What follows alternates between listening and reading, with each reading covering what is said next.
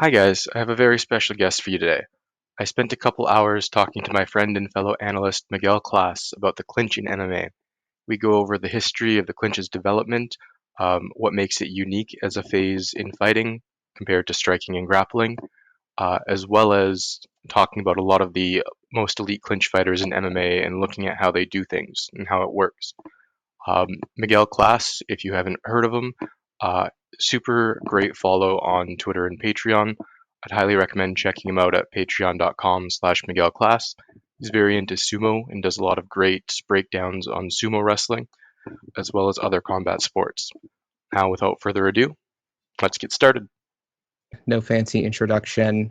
Just trying to get people on here to talk about combat sports topics, really, because we all end up covering the main schedule of the UFC too much, and we don't get to talk about like cool big picture stuff. So this is more like fun for me and other people because we get tired of talking about really shitty fights and want to talk about like the best fighters from like the history and then the big picture concepts. So how are you doing?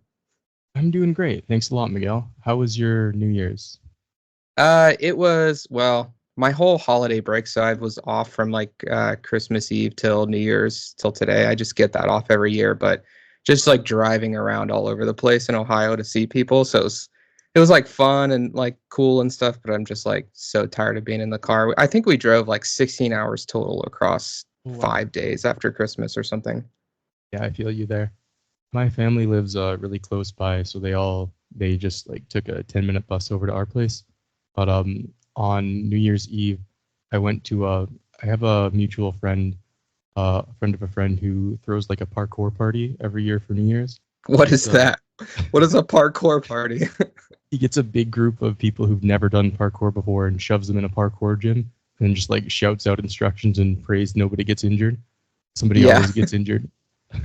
that actually sounds awesome. It is super fun, and I'm sore as hell right now. Yeah, I would definitely roll my ankle or something like that. I don't know. Rolled ankle is like pretty tame for the things that have happened. It wasn't too bad this year, but last year my friend like broke his heel bone or something. Yeah, because it seems like one of those things where people would just go into it overconfident. And then they do it once a year, so it ensures that like nobody will ever know what they're doing. Yeah, exactly. Well, that's fun. That's more fun than I had. I was just like literally hanging out with old people and letting them see my baby, but it's like that's what I did. I didn't do any parkour or anything fun. I barely like did like I haven't done anything. This is the first combat sports thing I've done pretty much this whole break because I've just been doing family stuff, but which is cool too. But this is also fun. So what I wanted to talk to you about specifically is the clinch in MMA. For those of you that don't know, you can find all of Ryan's stuff on mixingmartialarts.com. That's his Substack. And well, first of all, you've obviously done a lot of stuff about Muay Thai, like all the way from Silver Age stuff and historical stuff up until you do like rankings for modern Muay Thai and stuff like that. And I don't Yes. know if there's actually a lot of other people that are putting out a lot of like analytical content for Muay Thai. Is there really any like are there other people, Ryan? I think there's very few, like not the kind of mechanical and technical analysis that I do. There's people that talk about it on Twitter, a group of like 10 people who speak English and are super into Muay Thai. Um, there's like some video guys on YouTube that go into Muay Thai a little bit, but nobody really does it consistently, I think. Yeah, I think it's like you find more like clip people, I guess. Like people, I don't know, whatever, like Lawrence Kenshin or whatever, or people like Yeah, that on. the like red circle guys. Yes, yeah, you find stuff like that a little bit more, but yeah, Muay Thai is just I don't is it even really a thing in like Thailand? Do they like break down fights in the same way, or are they just all like, oh, this is stupid, we all know it already, or whatever? I don't think they do that at all. The the gamblers obviously know a lot about the sport, both on like a mechanical level and on the aesthetic level that Muay Thai scoring kind of works on. But there's not a whole lot of explicit analysis or instruction there. Like if you look at how Thais train in the gym, they when you go to Thailand and you get trained by a Thai, the kind of explicit mechanical instruction is kind of like a Western thing. Whereas when they're training Thais, they kind of just learn by doing. They don't really do the whole like you swing your hip 45 degrees Oh, or whatever. okay. Um, one thing that's really funny about that is that a lot of times they'll correct somebody's kick by just kind of mocking them. Like instead of being like you have to put your foot here, they'll be like this is you, and then do an exaggerated impression. I've seen that in clips of people. That's funny, actually. But yeah, it's not really conceived on the same explicit analytical level that we want to talk about things there. I feel like.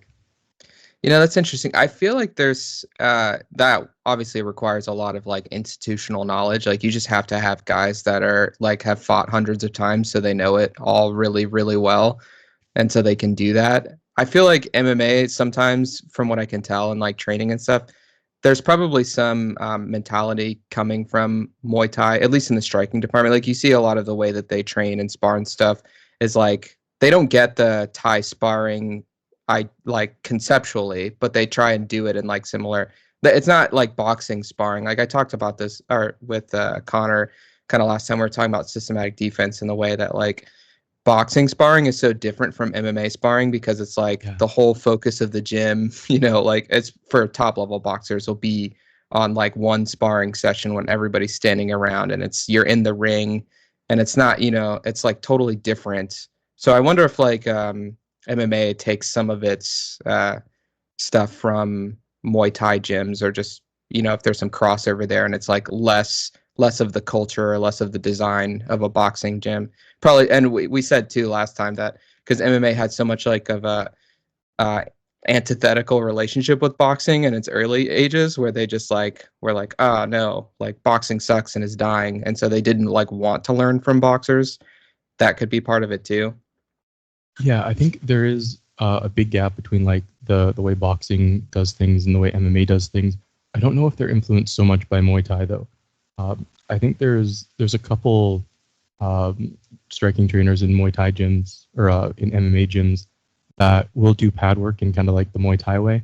I've talked to Sean Madden about this, and I've seen some stuff from Right. him, and he seems like one of the trainers that gives his guys like the flowy kind of open, almost sparring like Muay Thai pad work. But I think in MMA there's a lot of rote learning. Yes. And Yeah. one of the things I think that differentiates it from boxing, especially in my experience, although the gyms I've trained at obviously haven't been the top level gyms, but at the same time, a lot of those seem to do this too, is where they'll rely a lot on like rope pad work over partner drills. Where Right. in boxing, a lot of the learning comes from partner drills. Yep. Where you're Definitely. building reactions and like learning to see, learning to have eyes. And I think that kind of plays out in the fights, but especially when you look at like Muay Thai Western fighters when they're fighting Thais, you'll hear some people talk about like combination fighting, and it is kind of true that a lot of the Muay Thai training in the West is like we're going to teach you this 4-punch combo on the pads, and like you go out there and try to do that in the fight. Whereas the very feel based training of the Thais is like more about developing eyes and like developing a feel for the fight. Yeah, that's interesting. You know what? I'm going to try and transition to this in our topic because I do want to like talk more specifically about the clinch. But it seems like that mentality of training, like the feel-based stuff you're talking about, would be like actually really important for like training clinch. If I'm like reading that right. Yes, this is a super good transition. I've Clinch is something that deteriorates very quickly because it needs a lot of it is extremely feel based. It's not like in like grappling on the ground. There's a lot of things you can just know. Like you know where to put your hand. You know how to respond to Right. certain things. In striking, like your reactions will dull eventually if you haven't been doing it for a while. But eventually, you'll get back into the swing of things, and like once you start picking up the timing, you know what to do. But in the clinch, you're not really seeing anything. It's all based on feel, where the opponent's weight is, what they're doing with their hands. And there's so many things to monitor that you can't really operate on that. Like it's kind of like a bit more instinctual. And something I've heard from Sylvie von Douglas E2 a Muay Thai fighter in Thailand who I think she has the most documented fights of any Western fighter in the world. That's crazy. I didn't know that. Yeah, but this is something she's said a lot, and her husband Kevin. They talk a lot about how clinch is very feel-based.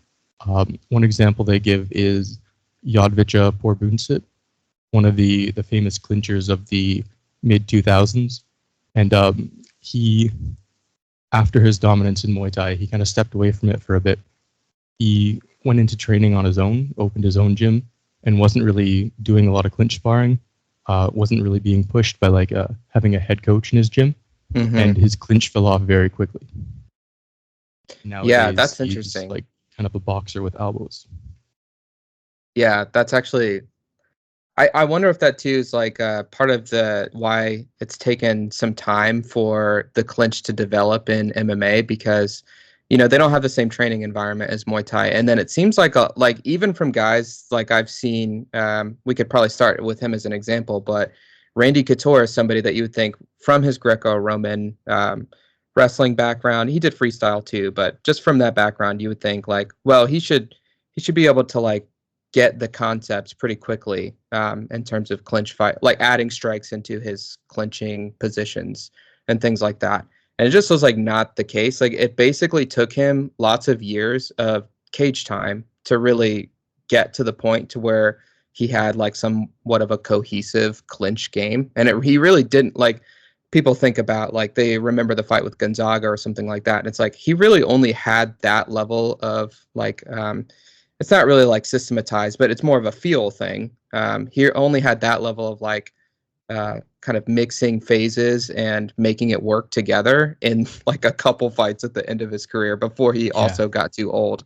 And so it's like in his the first fight, I can really think of him even trying to use the clinch much, because in his early fights, he's like, I'm just going to shoot freestyle doubles and take people down and submit them or ground and pound them.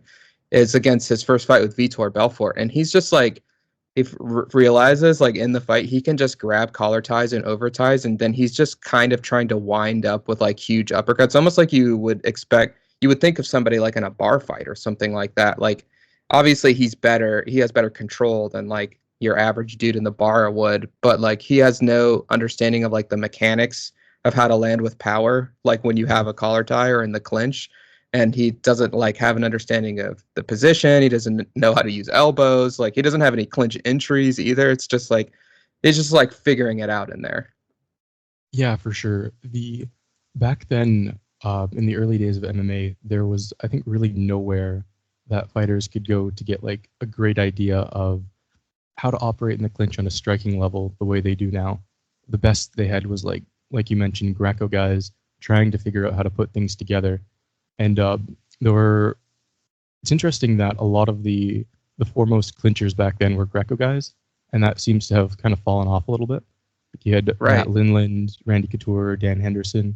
Linland, an Olympic wrestler. I think Henderson was an Olympic alternate in Greco, if I'm not mistaken. Yeah, and Couture was like very close to making the team like 2 or 3 times. Yeah.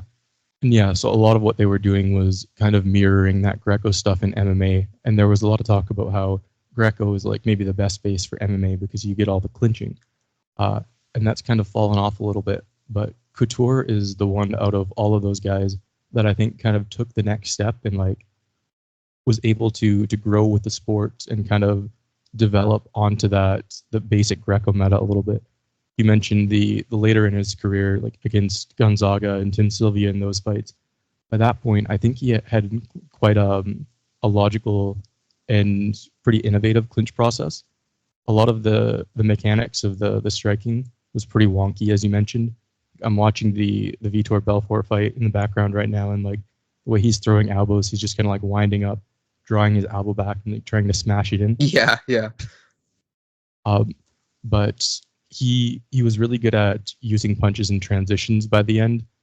One thing that worked really well with that was his boxing base. He had a little bit more boxing than the other Greco's guys yeah, did. Exactly. Yep. And it allowed him to finesse his entries a little bit. So he would come in like with a fold in his rear hip, come in a crouch. So when a guy tried to throw a big right hand at him, he'd just be a little bit inside and underneath it. And he could stretch out his lead hand and grab onto their head